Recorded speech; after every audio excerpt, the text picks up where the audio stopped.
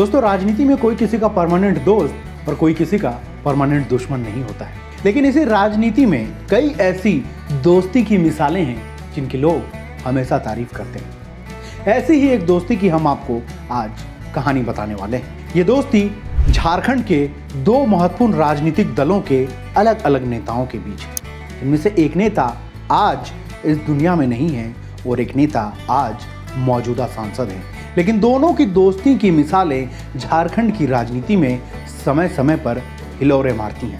जी हाँ दोस्तों, हम बात कर रहे हैं गोड्डा के मौजूदा सांसद निशिकांत दुबे और जेएमएम के पूर्व नेता शिबू सोरेन के बड़े बेटे दुर्गा सोरेन की। यहाँ दोस्तों, इन दोनों की दोस्ती इतनी गहरी थी कि कहा जाता है कि पहली बार गोड्डा का रास्ता निशिकांत दुबे को दुर्गा सोरेन ने ही दिखाया था और गठबंधन धर्म के विरुद्ध जाकर दुर्गा सोरेन ने निशिकांत दुबे की मदद की थी। हालांकि उस समय बीजेपी और जेएमएम के संबंध अच्छे नहीं थे, बल्कि जेएमएम और कांग्रेस दोनों गठबंधन के तहत चुनाव लड़ रही थी और बीजेपी उनसे अलहदा होकर चुनाव लड़ रही थी। लेकिन इसके बावजूद दुर्गा सोरेन और निशिकांत दुबे की दोस्ती ही थी जिसकी वजह से दोनों एक दूसरे के करीब आए।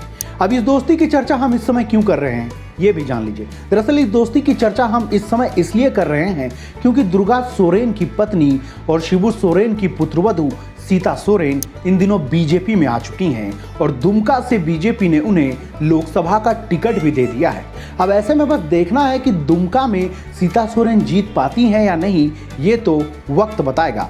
लेकिन इसकी चर्चा हम इसलिए अभी कर रहे हैं क्योंकि कहा जाता है कि निशिकांत दुबे ही वो शख्स हैं जिन्होंने सीता सोरेन की बीजेपी में आने की राहें आसान की, न केवल आसान की बल्कि उन्हें दुमका का टिकट दिलवाने में भी मदद की। अब इन बातों में कितनी सच्चाई है ये तो हम नहीं कह सकते, लेकिन राजनीतिक पंडित और कई मीडिया रिपोर्ट्स के जरिए ये बातें सामने आती रही हैं कि निशिकांत दुबे की वजह से सीता सोरेन की बीजेपी में एंट्री आसानी से हो गई और न केवल एंट्री हुई बल्कि दुमका जैसे महत्वपूर्ण लोकसभा सीट पर बीजेपी ने सिटिंग सांसद सुनील सोरेन को काटकर सीता सोरेन को टिकट दे दिया। दुर्गा सोरेन और निशिकांत दुबे की दोस्ती की चर्चा हमेशा राजनीति में होती रहती है।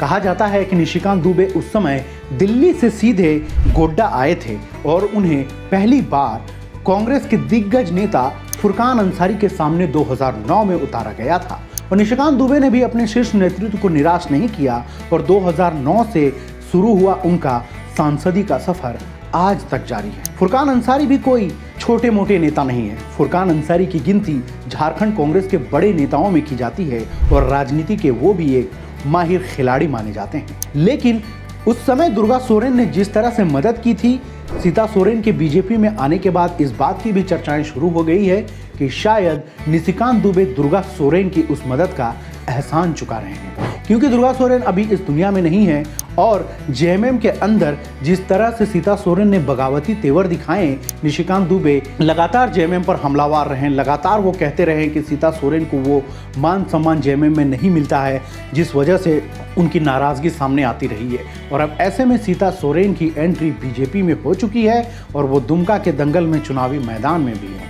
दोस्तों, इस दोस्ती की चर्चा इसलिए हमेशा की जाती है क्योंकि राजनीति में जिस तरह से समीकरण बनते बिगड़ते हैं, नई दोस्ती बनती है, नई दुश्मनी होती है।